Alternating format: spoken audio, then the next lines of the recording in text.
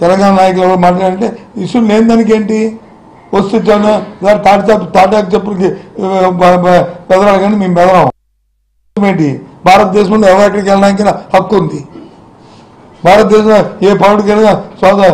Walk స్వాతంత్రం ఉంది భారతదేశంలో ఏ వ్యక్తి ఎక్కడికైనా పరిగణించుకుంది హూ ఈజ్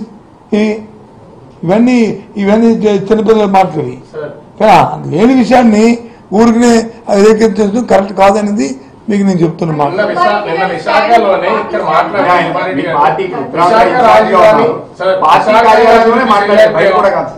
పార్టీ ఎక్కడ మాట్లాడేదండి ఆయన ప్రెస్ మీట్ లో సెక్రటరియట్లో మాట్లాడారా నాకైతే ఉదయం ఆయనతో కూడా మాట్లాడాను నేను ఆయనతో కూడా మాట్లాడాను ఇదో నేను ఉదయం ఆయనతో కూడా మాట్లాడాను ఆయన దాన్ని నేను అన్న మాటని వక్రీకరించా మళ్ళీ ఆయన వచ్చి అడగండి మా పార్టీ ఇప్పుడు మీకు చెప్తున్నా నేను దయచేసి ప్లీజ్ మా పార్టీ స్టాండ్ అది కాదు మా పార్టీ ఆలోచన విభజన చట్టంలో ఏ అంశాలు అయితే ఫుల్ఫిల్ అవ్వకుండా ఇంకా ఉన్నాయో వాటిని మేము సాధించుకోవడమే మా కొత్తగా ఎన్నికవుతున్న రాజ్యసభ మెంబర్లు కానీ మా ప్రభుత్వం తాలూకా విధి మా నిర్ణయం మా బాధ్యత అది పార్టీ ఉమ్మడిగా ఉన్నటువంటి ఆస్తులు మళ్ళీ కావాలని అడుగుతారు ఉమ్మడిగా ఉన్న ముఖ్యమంత్రి గారు ఆల్రెడీ ఇచ్చేశారు ఒక విషయం ఏదైతే ఉమ్మడిగా ఉన్నప్పుడు ఏదైతే చట్ట ప్రకారం రావాల్సి ఉన్నాయో వాటి గురించే మాట్లాడతాం తప్ప ఇచ్చేసినవి సెటిల్ అయిపోయినవి వాటి గురించి ఎవరు మాట్లాడతారు వాటి గురించి మాట్లాడతారు ఎవరైనా ఒక అన్నదమ్ములు కలిసి ఉన్నప్పుడు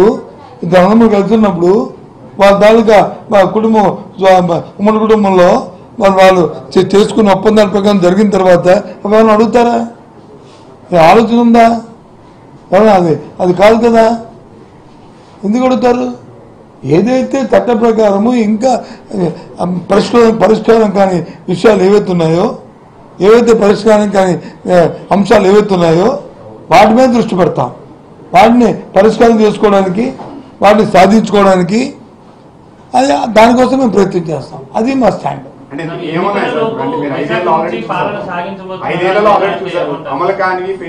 ఐదేళ్ళు కాదు దాని అది కాదండి 5 ఏళ్ళు కాదు గత 5 సంవత్సరాలు చంద్రబాబు ఏం చేశాడు చెప్పండి అది కాదు దాని తర్వాత మేము వచ్చాం మా ప్రయత్నాలు మేము చేస్తున్నాం ఒకటిగా సాధించుకొస్తున్నాం ఇంకా కొన్ని మిగిలిపోయి 1, 2 మీకు అందరూ ప్రధానమైంది మాకు సోషల్ చార్జెస్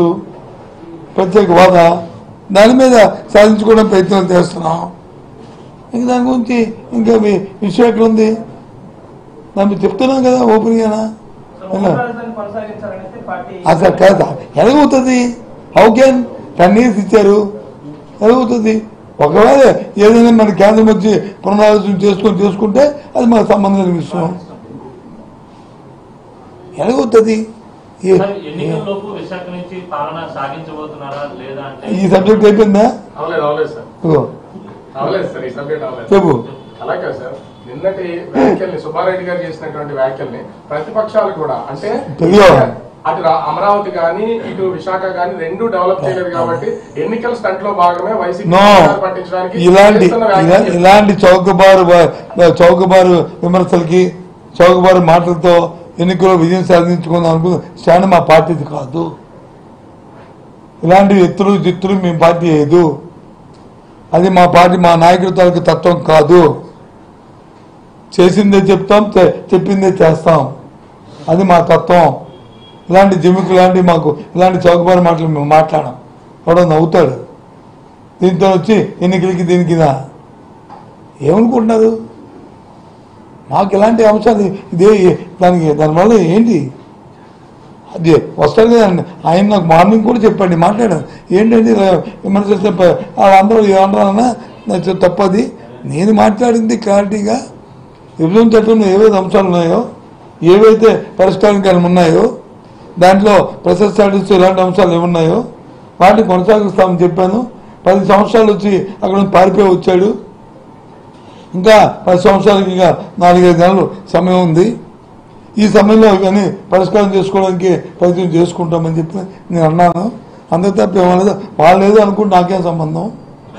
అని చెప్పి ఆయన మరి మీకెలా చెప్పారు, నాకు చెప్పింది దాన్ని నా రైట్ కదా, నేను మాట్లాడుతున్నా మీ ముందే కదా. నేను